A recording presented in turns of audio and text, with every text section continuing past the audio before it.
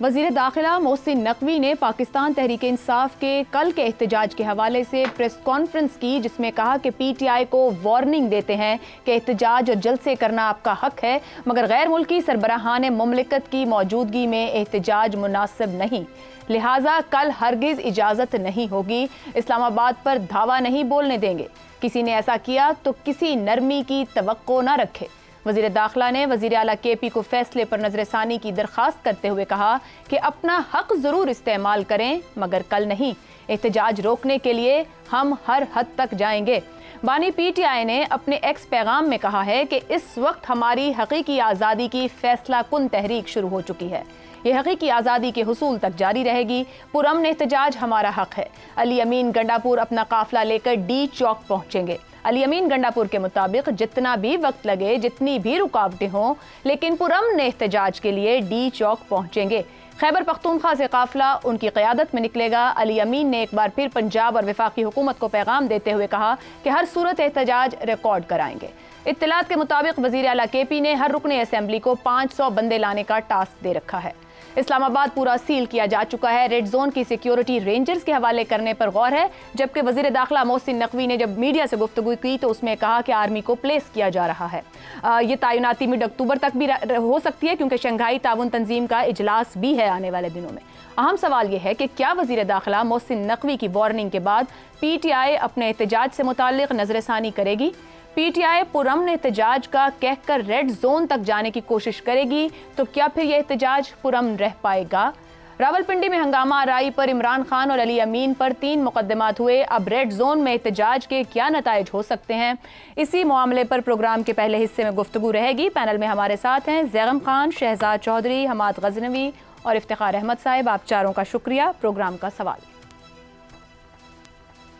احتجاج آپ کا حق مگر کل نہیں پھر کبھی، کوئی نرمی نہیں پھر شکوہ نہ کرنا، وزیر داخلہ کی وارننگ، مولانا کا مشورہ، کیا پی ٹی آئی احتجاج کے فیصلے پر نظر ثانی کرے گی؟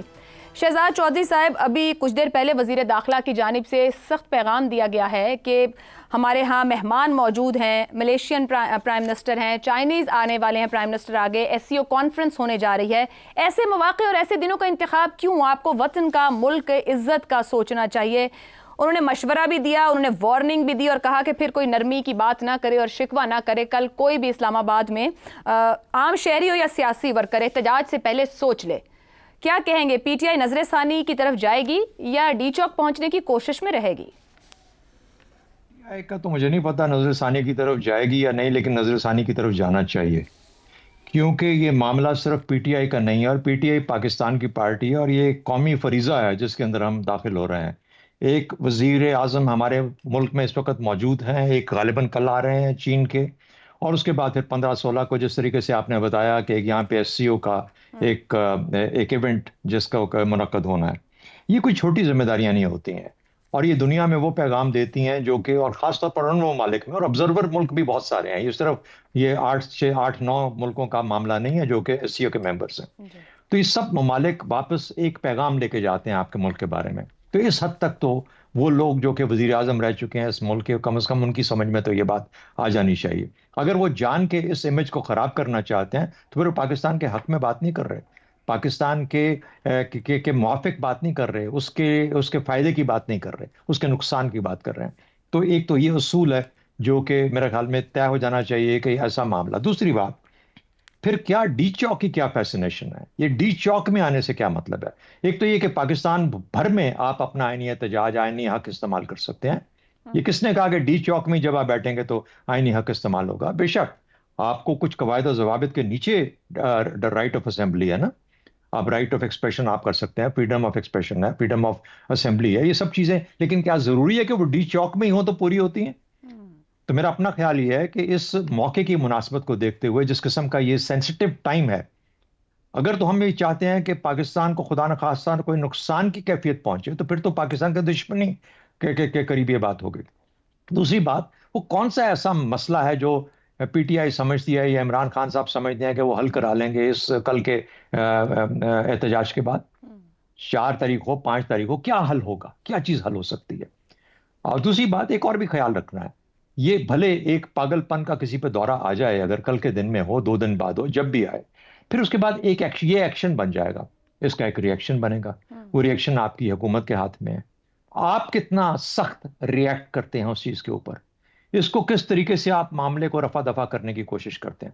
جو تو خدا نخواستہ اس حد تک بات چلی جاتی ہے جہاں پر کہ ہم آئے مہمانوں کے سامنے ایک ایسا سپیکٹیکل بنا کے پیش کر دیں پاکستان کا کہ ایک تو بیوقوفی کر رہے تھے، ادھر حکومت نے بھی اس سے بڑی بیوقوفی کر دی خدا نخواستہ.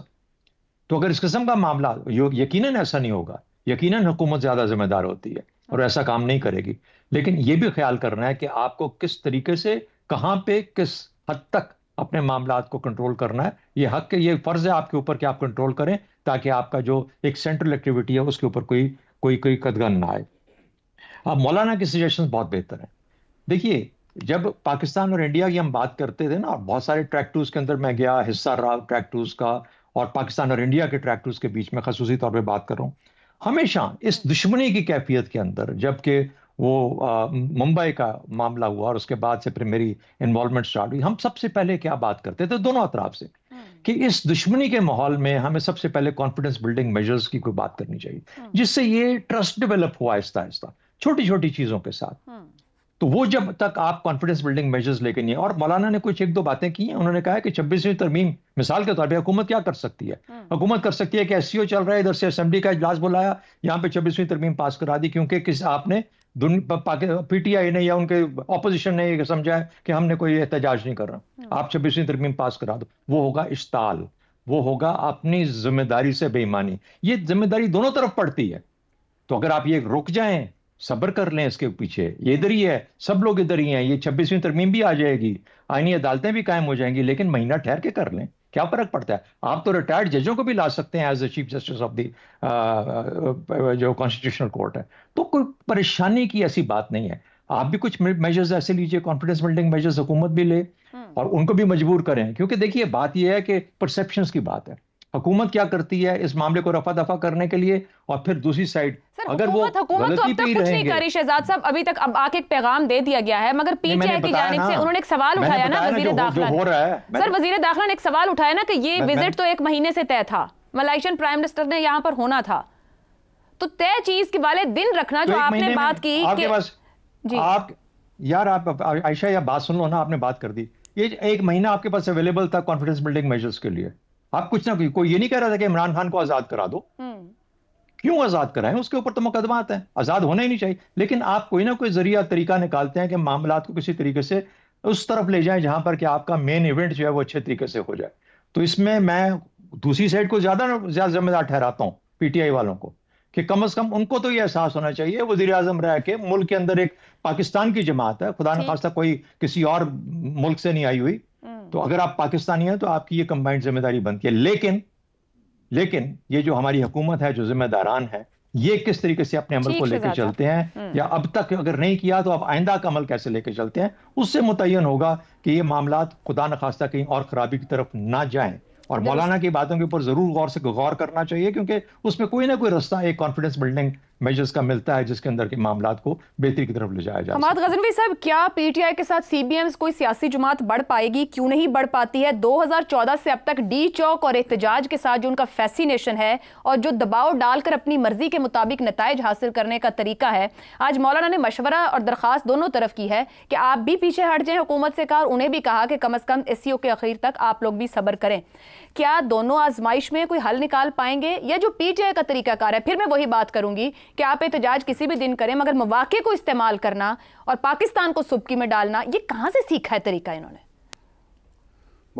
مولانا کی تجویز تو بہت اچھی ہے، اور سب سین ایلیمنٹس جو ہیں وہ اس کی سپورٹ کریں گے.